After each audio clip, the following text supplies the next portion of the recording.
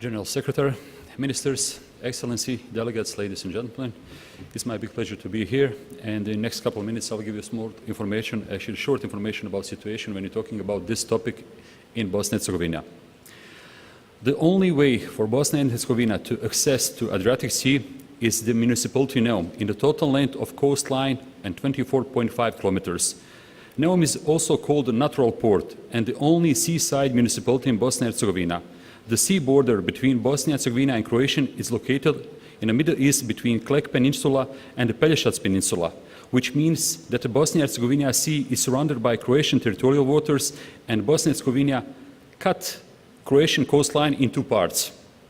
The only possible access to territorial sea of Bosnia and Herzegovina to open Adriatic Sea is through the Croatian waters. The total length of sea border is about 16 kilometers. It is important to emphasize that Neum is a tourist destination, very popular tourist destination who growing up 45% in the last 2 years. He is properly slowed to issue of west waters by applying regional system of Komarna-Neum-Mljet channel, providing maritime zone with the long-term protection against pollution. Also, a small number of vessels entering and staying in maritime zone, which has led only one incident in the last 20 years, fire on the yacht. Potential pollution of the waters is possible in the Neretva River due to frequent flooding in the recent times. Such contamination would first contaminate the sea in Croatian waters, and only later, depending on the weather, would come to the pollution of other waters.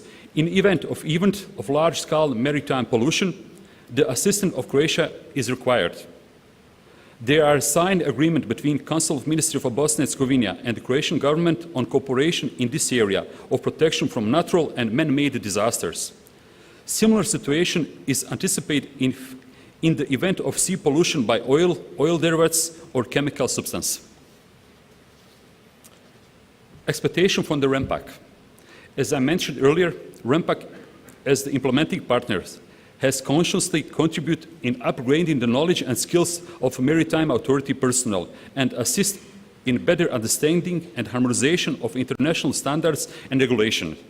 As we are just about to begin establishing the efficient administration on state level, assistance is required in order to prepare an appropriate system of the development, reconstruction and revitalization of waterway and navigation, and to prepare domestic legislation by adopting the relevant convention and regulation.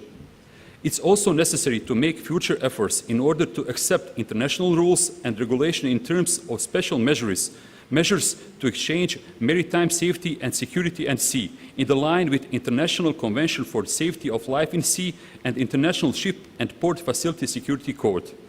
Long-term vision will be our focus. We are not a big country and our coastline is not big, but we want to invest and protect our sea. Summit like this will help us to exchange information and hear new information, will help us to be effective and efficient in the future. And one more time, thank you on great organization, and it will be our pleasure to be part of this project. Thank you so much.